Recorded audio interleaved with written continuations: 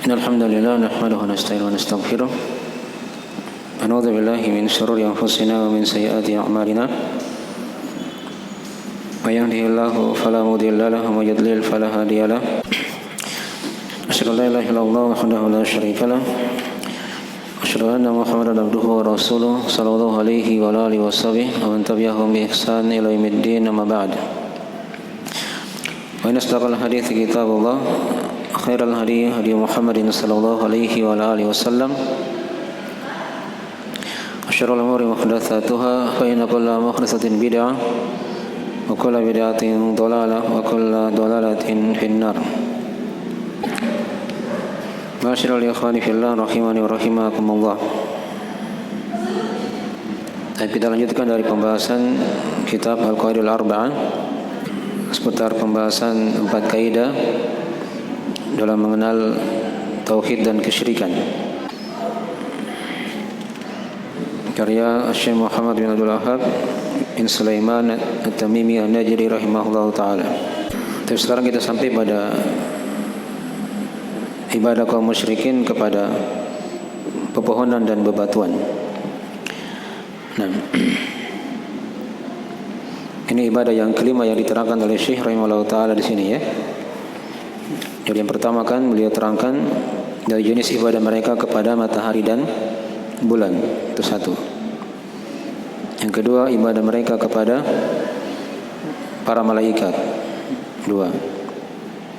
Yang ketiga ibadah mereka kepada para nabi, ya itu sudah diterangkan ya. Ada di antara mereka yang beribadah juga kepada para nabi. Kemudian yang keempat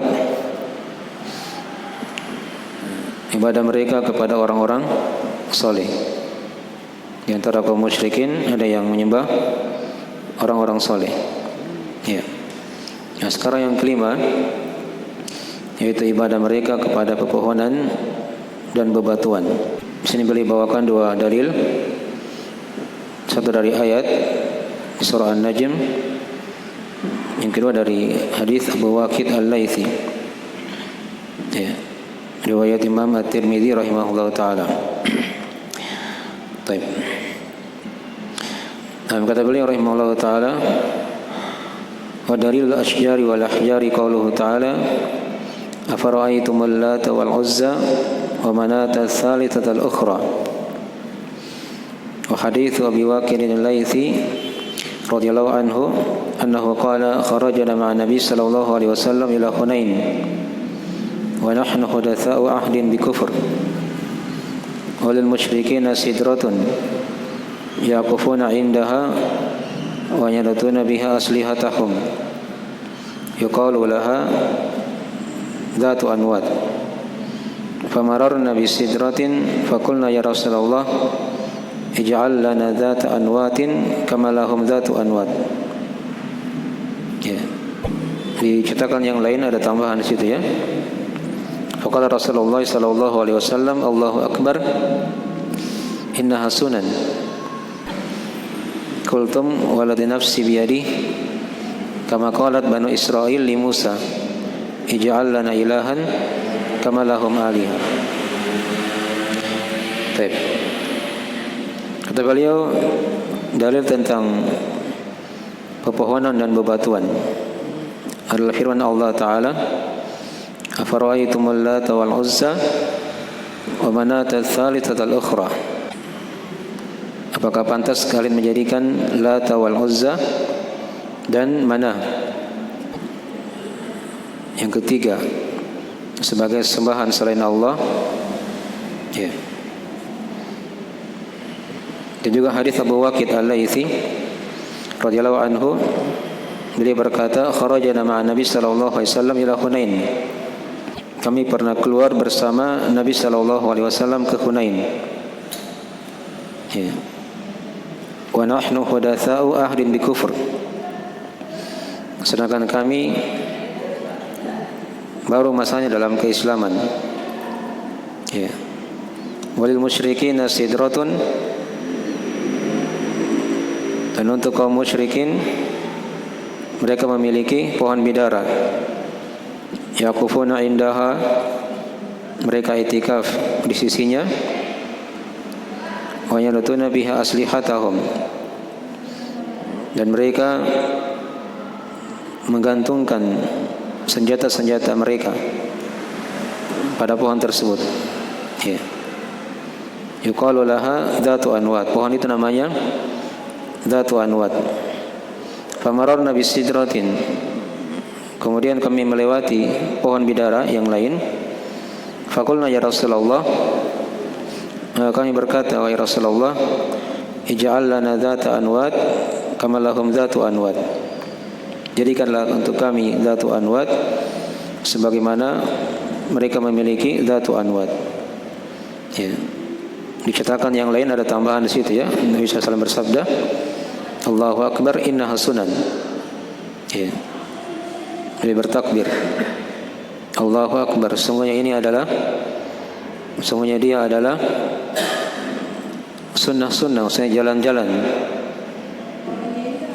yang ditempuh. Qultum walladhi nafsi biyadi kama qalat Banu Israil li Musa. Apa yang kalian katakan itu, demi yang jiwaku berada di tangannya, sebagaimana perkataan Bani Israel kepada Musa. Ya, ij'al lana ilahan kama lahum aliha. Jadikanlah untuk kami sembahan sebagaimana mereka mempunyai sembahan-sembahan. Ya. Baik. Ini dua dalil tentang masalah ibadah kaum musyrikin kepada pepohonan dan bebatuan. Nah, kita lihat dari penafsiran ayat tadi. Yang pertama, afara'aitumul Lata wal Uzza. Ya. Apakah pantas untuk kalian menjadikan Lata wal Uzza dan Manah sebagai sembahan yang disembah selain Allah Subhanahu wa taala? Ya. Di sini pertanyaan dari Allah, sifatnya pengingkaran. Ya. Mengingkari dari ibadah mereka kepada Lat, Uzza dan Mana ini. Ya, untuk mengingkari dan merendahkan mereka. Nah, maksudnya tidak pantas Lata dan Uzza itu serta Mana dijadikan sebagai apa? Sembahan yang disembah selain Allah Subhanahu wa taala. Ya. Al-Lat di sini kata para ulama ada dua penafsiran. Ada dua penafsiran ya. Yang pertama, Al-Lat adalah nama berhala di Taif. Dia ini dari bentuk batu yang besar, yang ada ukiran-ukirannya, ada pahatan-pahatannya.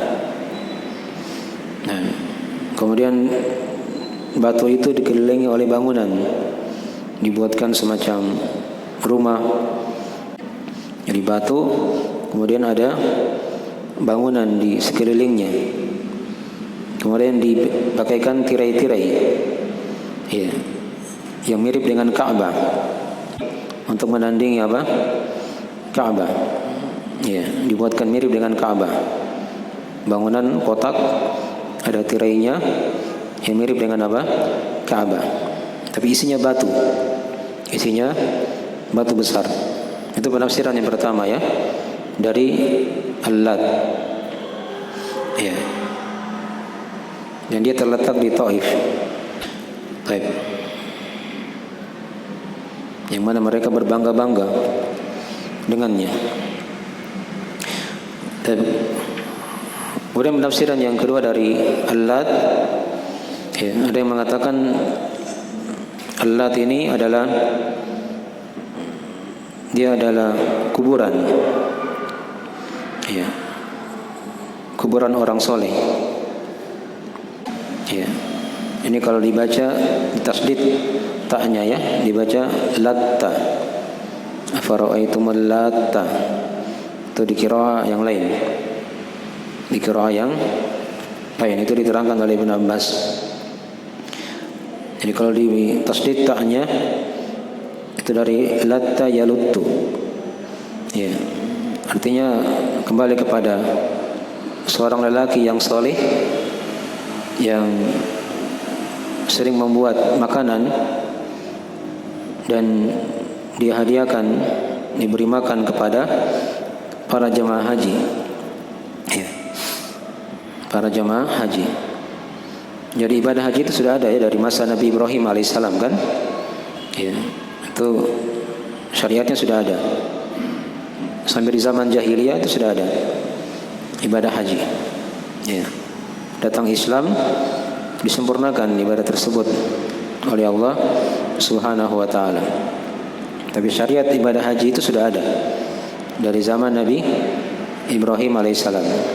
Mana yang kedua dari Al-Lat, dia kembali kepada orang soleh yang sudah diterangkan tadi bagaimana keadaannya. Nah, tatkala dia meninggal, ya, maka orang-orang musyrikin membuatkan bangunan di kuburnya. Ya. Jadi kuburnya itu dia bangun, buatkan rumah. Ya.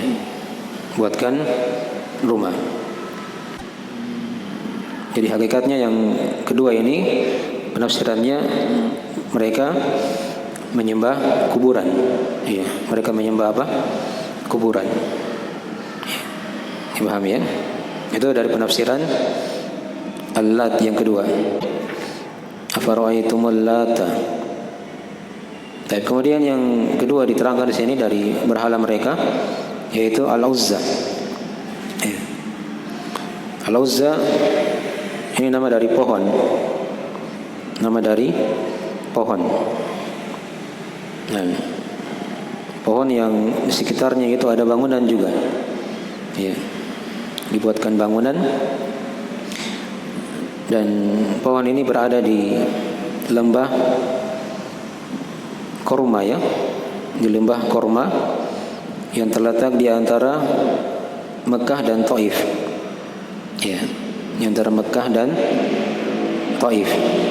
Jadi ada lembah di situ, isinya korma. Nah, di situ ada Al-Uzza ini yang disembah selain Allah Subhanahu wa taala. Dibuatkan juga bangunan, ya, kemudian dipakaikan tirai-tirai. Dipakaikan apa? Tirai-tirai atau kain-kain yang menghalanginya. Nah, yang menutupinya. Dipahami ya? Ya. Dan Al-Uzza ini disembah oleh orang-orang Quraisy. Disembah oleh orang-orang Quraisy. Nah. Baik. Bahkan mereka berbangga-bangga dengan perkara itu ya. Sampai di perang Uhud itu kata mereka, lana al-Uzza wala Uzza lakum. Kata orang Quraisy yang kafir ya, kata mereka, kami punya Uzza, ya, sedangkan kalian wahai Nabi dan para sahabat, ya, kalian tidak punya apa? Uzza. Maka dibalas oleh Nabi sallallahu alaihi wasallam, ya, Allahu maulana wala maula lakum. Ya, Allah adalah pelindung kami dan tidak ada pelindung bagi kalian.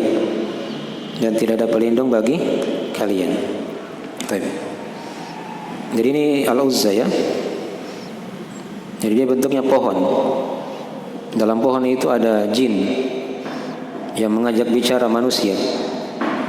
Jadi orang datang minta-minta di situ, dikira pohonnya bisa bicara, gitu kan? Padahal yang bicara itu adalah apa? Jin. Ya. Ajak bicara mereka di situ. Baik. Dan didengar dari suaranya. Karena orang-orang musyrikin sudah kita bahas ya, dari bahaya kesyirikan kan. Di antara dari bahaya kesyirikan itu orang-orang musyrik itu bisa dikuasai oleh jin. Ya, mereka dipermainkan oleh syaitan. Dipahami ya? Dan ini Al-Uzza. Kemudian berhala yang ketiga yaitu Manah. Ya. Manah ini dia berhala juga, bentuknya batu yang besar. Ya, batu yang besar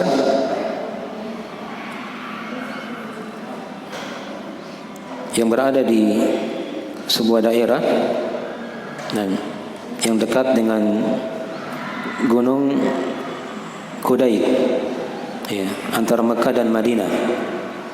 Ya, batu yang besar yang terletak di dekat Gunung Kudaid antara Mekah dan Madinah.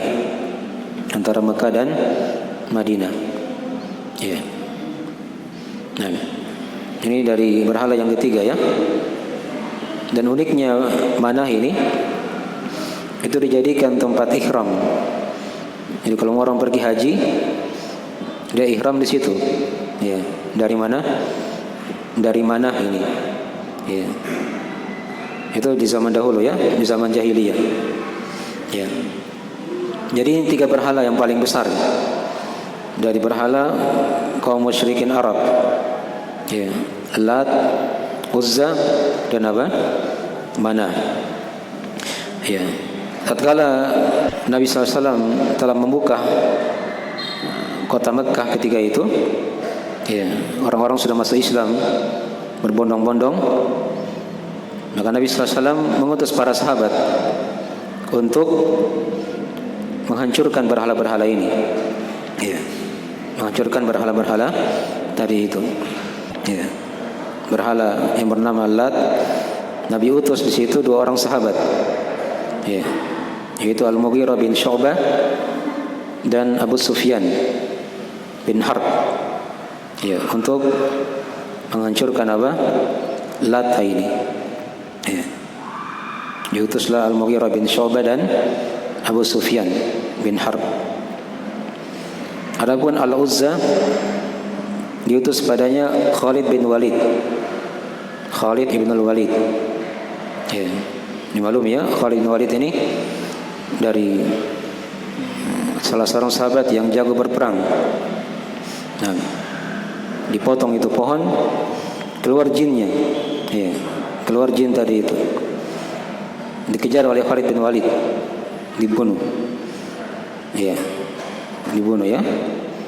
Nah, adapun mana yang berhala ketiga tadi itu, Nabi utus padanya Ali bin Abi Thalib. Nabi utus padanya Ali bin Abi Thalib.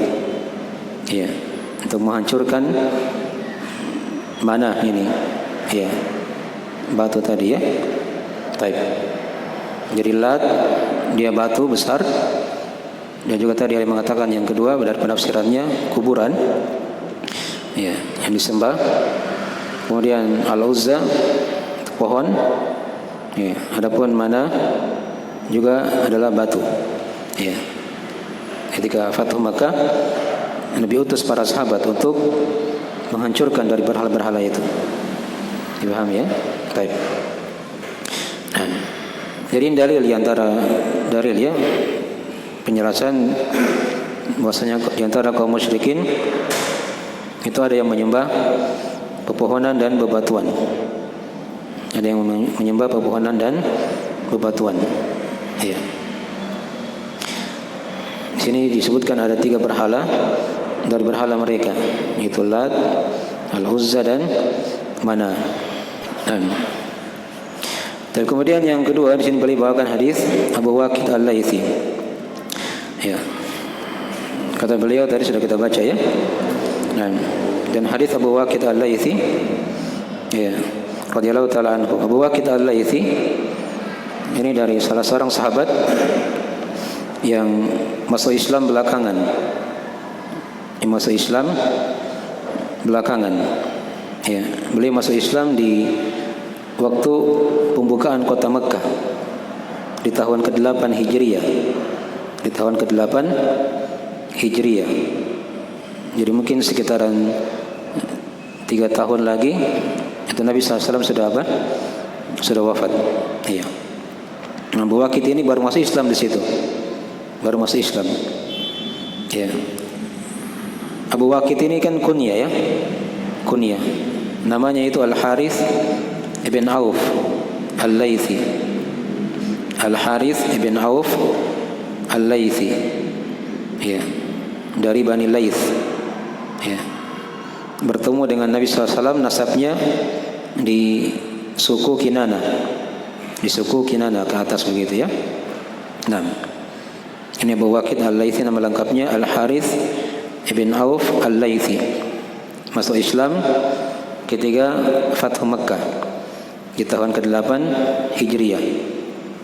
Baik. Ya, dia berkata, "Kharajana ma'a Nabi sallallahu alaihi wasallam ila Hunain." Kami keluar bersama Nabi sallallahu alaihi wasallam ke Hunain. Ya, sini di perang Hunain ya. Karena perang Hunain itu terjadi setelah Fathu Makkah. Setelah Fathu Makkah. Ya. Hunain ini nama daerah ya. Nama daerah. Ya, ini nama daerah di dekat Taif. Ya. Sekitaran belasan mil dari Mekah ya. Ini Hunain. Ya. Dia sebuah lembah. Ya, dari bentuk lembah Hunain. Ya. Di dekat Taif. Sekitaran belasan kilo dari apa? Dari kota Mekah. Baik. Ya. Jadi kata Abu Waqid Al-Laythi, kami keluar bersama Nabi sallallahu alaihi wasallam ke Hunain wa nahnu hudatsa'u ahdin bi kufur. Ini diceritakan kan kondisinya. Sementara kami ini baru masuk Islam. Ya. Baru masanya dari kekafiran, maksudnya baru lepas dari kekafiran masuk ke dalam apa? Islam. Jadi mereka ini belum lama masuk Islam ya. Kenal dakwah. Mereka melewati orang-orang musyrikin. Walil musyrikin sidratun. Ya, dan untuk orang musyrikin ketika itu mereka memiliki sidrah, pohon bidara. Yaqufuna indaha wa yanatuna biha aslihatahum. Mereka itikaf di sisinya dan mereka gantungkan senjata-senjata mereka di pohon tersebut. Yang pohon itu namanya Dzatu Anwad. Pohon tadi namanya apa? Dzatu Anwad. Ya, Dzatu artinya yang memiliki. Anwad ini jamak dari kata naud, yang memiliki gantungan. Gantungan. Jadi pohon ini dibuat ya sedemikian rupa sehingga dia punya tempat-tempat gantungan begitu. Ya. Jadi orang-orang musyrikin kalau mau pergi berperang, mereka gantungkan dulu pedang-pedang mereka di pohon bidara itu. Ya.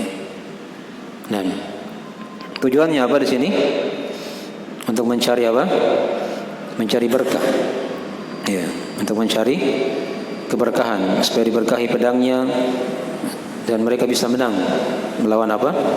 Musuh. Ya. Baik. Nah, di sini letak kesyirikan mereka. Mencari berkah kepada selain Allah Subhanahu wa taala.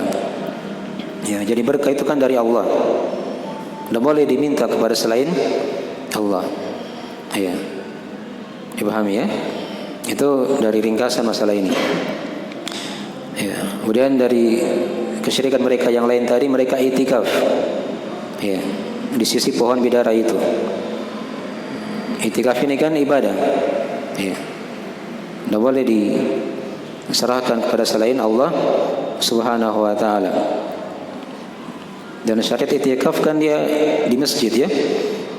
Bukan di tempat yang lain, di rumah atau di bawah pohon. Ya. Itikaf itu kan dia berdiam diri. Dia berdiam lama tinggal di situ. Ya. Itu namanya apa? Itikaf. Kayak kita misalnya sekarang ya lagi ta'lim. Ya.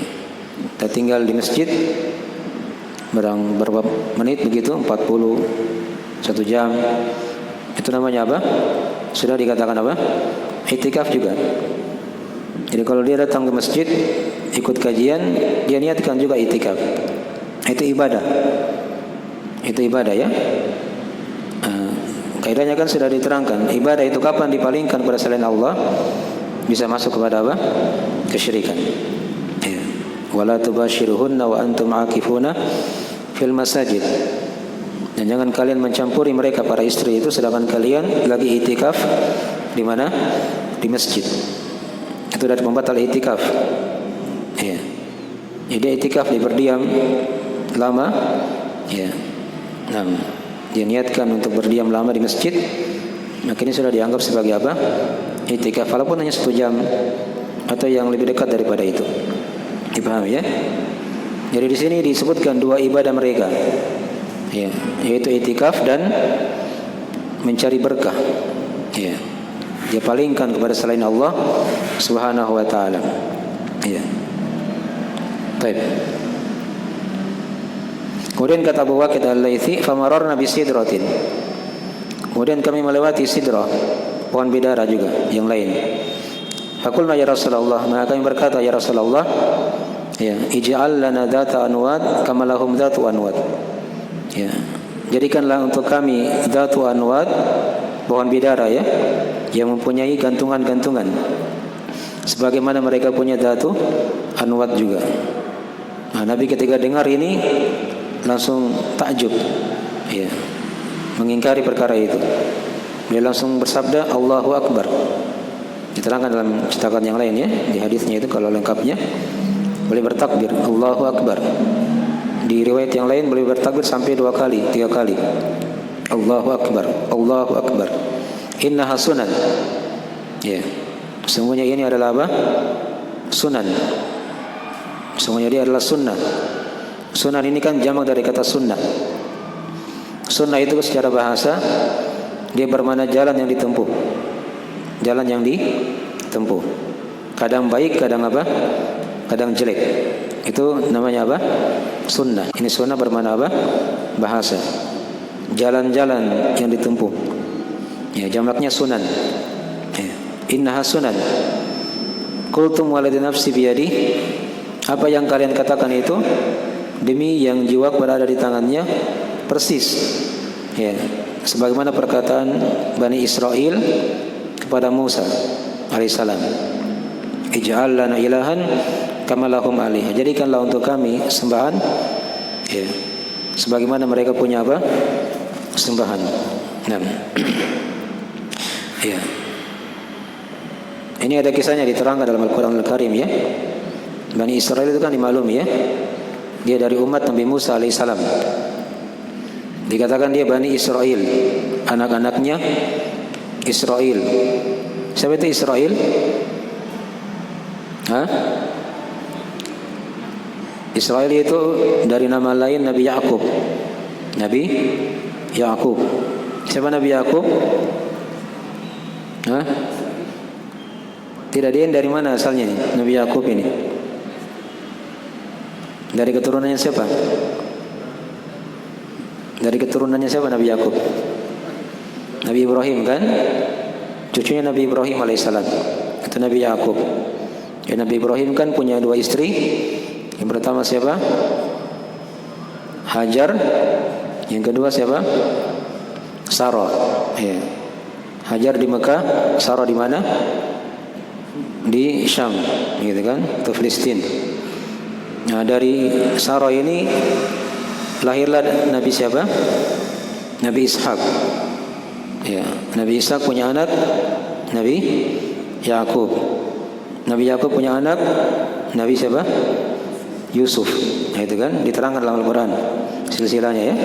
Baik. Jadi Bani Israel itu kalau bahasa ringkasnya dari anak-anak Nabi Yakub alaihissalam. Ya. Jadi salah kalau misalnya orang sekarang dia laknat Israel, itu jangan laknat nama Israel ya, itu nama Nabi. Kalau mau laknat, doakan misalnya kejelekan, ya sebut Yahudi begitu, agama Yahudi. Jangan doakan kejelekan kepada Israel, karena Israel itu nama lain dari Nabi Yakub alaihissalam. Dipahami ya? Baik. Itu pelajaran juga diambil ya dari masalah ini. Ya. Kita kembali tadi hadisnya. Kama qalat Bani Israil li Musa. Ini sebagaimana yang dikatakan oleh Bani Israil kepada Musa alaihissalam. Ya. Ij'al lana ilahan kama lahum alihan. Ini diceritakan di dalam Al-Quran ya, kisahnya kan. Kalau ayatnya itu diterangkan di surah Al-A'raf ayat 138. Wa jawazna bi bani Israil al-bahra fa atau ala qaumin ya'kufuna ala asnamin lahum. Qala ya Musa ij'al lana ilahan kama lahum alihan. Qala innakum qaumun tajhalun. Itu ayat lengkapnya ya. Kata Allah, dan kami seberangkan Bani Israel ya ke daratan, dikejarkan oleh Firaun. Firaunnya ditenggelamkan oleh Allah di lautan, mereka selamat ya, di sebelah daratan begitu ya. Kemudian mereka melewati juga suatu kaum yang lagi itikaf di sisi berhala mereka, di sisi berhala mereka. Nah, apa kata Bani Israel ketika itu? Ya, qalu ya Musa ij'al lana ilahan kama lahum alihah. Mereka berkata, wahai Musa, jadikanlah kami sembahan sebagaimana mereka punya sembahan. Ya. Nabi Musa berkata, qala innakum qaumun tajhalun. Ya, kalian ini adalah kaum yang apa? Yang jahil, yang bodoh. Ya. Jadi perhatikan di sini ya. Nabi SAW menyamakan perbuatan mereka ini, para sahabat ya, seperti perbuatan Bani Israel ya. Tapi sekarang saya tanya, apakah mereka dikafirkan? Para sahabat tadi itu, Bani Israel dikafirkan ketika mereka berkata seperti itu? Tidak ya. Karena mereka belum melakukannya. Baru dia bicara, ya Rasulullah, jadikanlah kami pohon bidara yang punya gantungan-gantungan itu sebagaimana mereka punya pohon bidara. Nah, tadi sama juga dengan Bani Israel. Wahai Musa, jadikan kami sembahan sebagaimana mereka punya apa? Sembahan. Nah, ini disamakan oleh Nabi SAW ya. Karena mereka persis sama, memalingkan ibadah kepada selain Allah ya. Hanya kalau sahabat tadi bentuknya dia mencari berkah, mencari berkah. Adapun ini kalau Bani Israel tadi dilewati kaum musyrikin itu, memang dia beribadah kepada berhala itu. Dia beribadah kepada berhala tersebut. Ya, sembahan yang disembah selain Allah Subhanahu wa taala. Jelas ini ya. Jadi di sini para sahabat yang berkata seperti ini itu tidak dikafirkan. Demikian pula Bani Israel yang menjadi umat Nabi Musa ketika itu juga tidak dikafirkan karena mereka belum melakukan perkara itu. Baru bicara kayak tadi. Dipahami ya? Baik.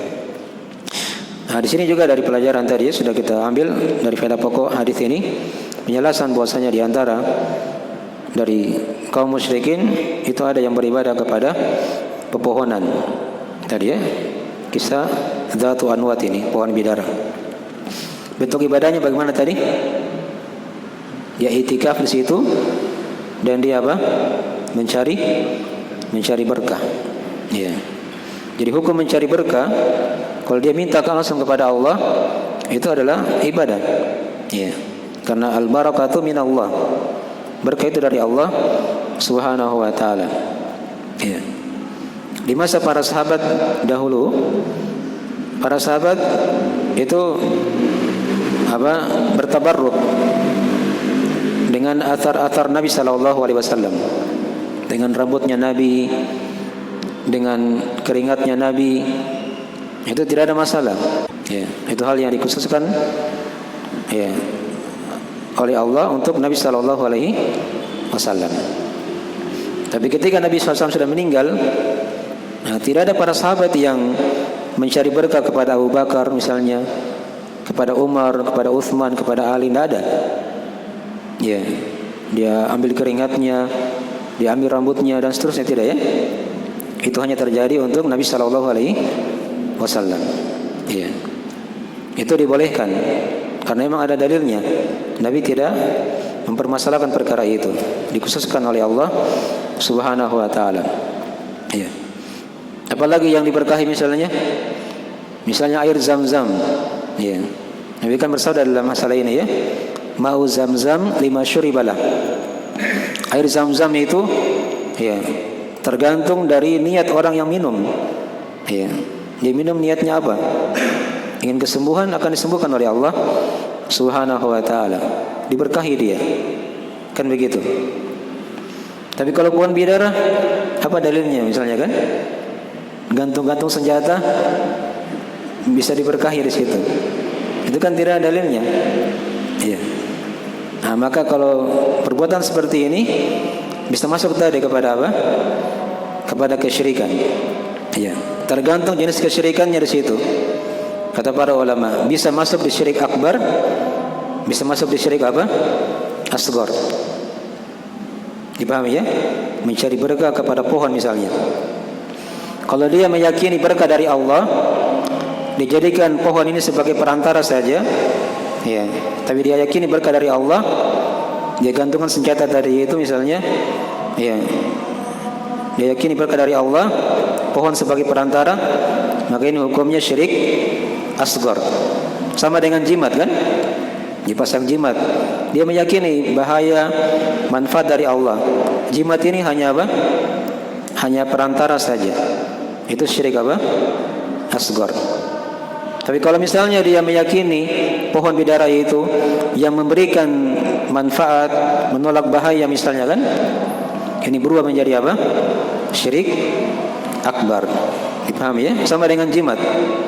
Kalau dia meyakini jimat ini yang memberi bahaya, ya, yang memberi manfaat, menolak bahaya, maka itu juga hukumnya syirik apa? Akbar, syirik besar. Aja di sini dirinci ya.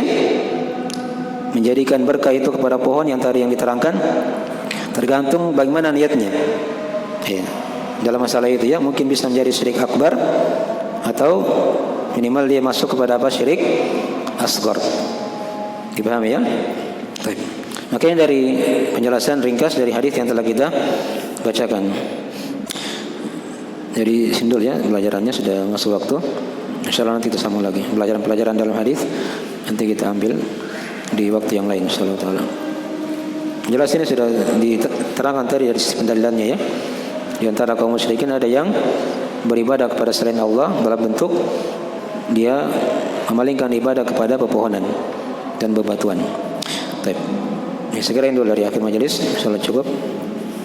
Ya, mungkin ada kekurangan nanti kita lengkapi insyaallah taala di sesi yang akan datang.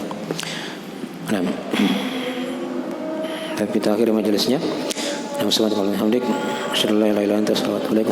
warahmatullahi wabarakatuh.